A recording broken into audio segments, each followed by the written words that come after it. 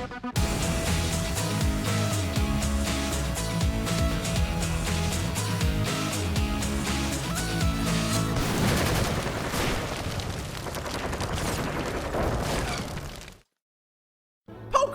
Stadium. What's there to even say about this game other than it's just a battle simulation? Almost nothing, but I want to share with you exactly why that is. So stick around for a minute or 8 and let me talk at you for a bit.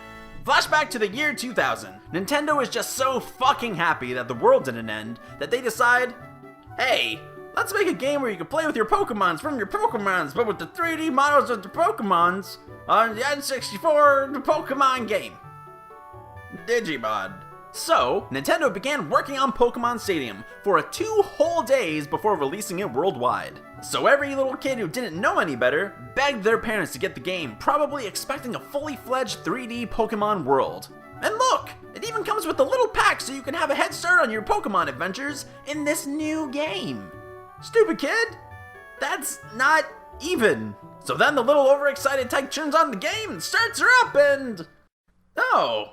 No walking around, no catching Pokemon, just battles. This is the one game I get this year. Fuck. And here we are 15 years later. Childlike sense of wonder shattered and cynicism in full throttle. So let's say we go back and take a look at the Pokemon Stadium games and judge them. Oh, so very harshly. I mean, what kind of person would I be if I didn't? That's right, a good one. One with proper morals and a good grasp of what's wrong and right. Pokemon Stadium. You know, I'd be hard-pressed to remember anyone disliking this game so much that they straight up hated it. Sure, it's not anything particularly amazing by itself, but just the idea of an awesome 3D version of the game that we all loved as children being brought to us is almost as good as a game being just that. Well, almost. You see, Pokemon Stadium was never actually planned to be anything other than exactly what it was. It is 100% just a 3D battle sim of red and blue. Now, what was especially cool about Pokemon Stadium is that the game came with an adapter so that you could plug in your very own Pokemon and fight with them. This is the way the entire game was meant to be played. It offered a cup mode, alongside a string of trainers representing the road to get all the badges. Playing all these things while simultaneously playing the actual Game Boy game would provide you with the ultimate Gen 1 Pokemon experience. But what if you didn't have the original Pokemon? Or what if you had the game secondhand without the adapter at all? What we got here is seemingly DLC for a game you might not even have. But that's not to say Pokemon Stadium is totally barren without your Pokemon Red and Blue. Why don't we go try out the standalone one-player mode? Here's where you fight through a series of trainers to get to the gym leader, earning you a badge if you defeat them. Now, all we gotta do is rent some pre-built Pokemon, all the same level and wonky moves to boot. What is this? Why do you have this move? What?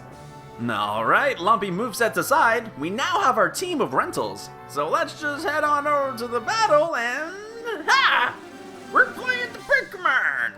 Oh, this is so cool! They're all 3D! This is totes awesome. And I know that this kind of looks like, whatever, it's N64 Pokemon to people. But at the time that this came out, it was so cool to just see your Pokemon that you've seen in the show, on your cards, and in your game, but with 3D models. So awesome. But still, these are just rentals. They're not actually my own Pokemon.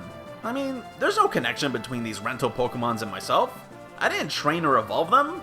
So in my opinion, the actual game without the adapter just feels really... whatever. No sir, I don't like it. And on top of all this, the higher gym leaders are totally rigged for you to fail, unless you have your very own custom Pokemon, or you happen to just know the perfect rental team. So you might have a pretty tough struggle just trying to complete the main game without your very own Pokemon. And this goes just as well for Pokemon Stadium too. Although it is much prettier, and has the additional Gen 2 Pokedudes, with some updates to how some of the battle mechanics work. I think. But also present in Pokemon Stadium 2 is the introduction of the Pokemon School, which I think would have been super neat to have handy, being a kid without the internet or other forms of knowledge at your fingertips. You could study up or learn for the first time all the minor details on how some of the Pokemon or moves work. I think that this is a really cool addition to the game, but other than just looking up stuff about Pokemon in the school for additional sources of fun, well, this is it, really. Plain old Pokemon battles in one mode and homework that ain't homework in the other one. Fun. But there is one little side extra I haven't even mentioned yet. Everyone who's ever played Pokemon Stadium knows exactly what I'm about to talk about.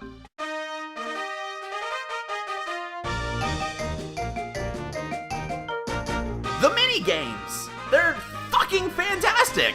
Almost every mini-game is super charming and chock full of the cutest Pokemisters out there.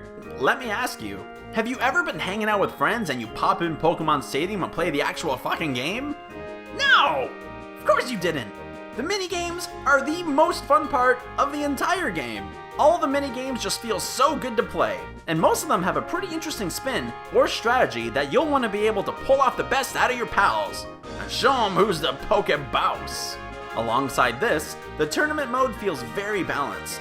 If you end up getting to the lead too quickly, there'll be less options to pull off the final push and win.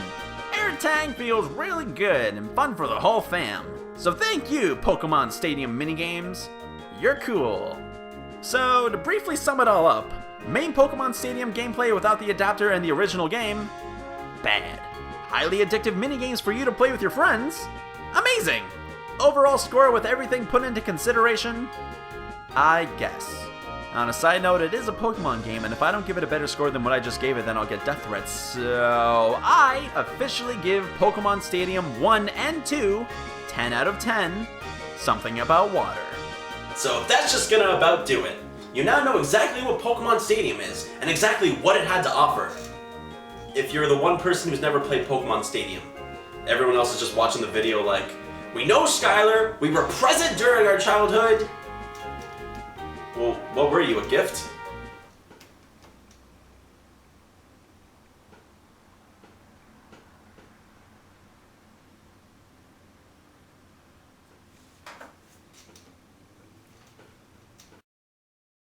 Hello, and thank you so much for watching. Special thanks to Chase Face for some wonderful branding tips and hooking me up with a swanky little avatar. It's very nice and I like it a lot, so thank you. Also, I guested in another Ragnaroks video in the top left square, so you go look at that.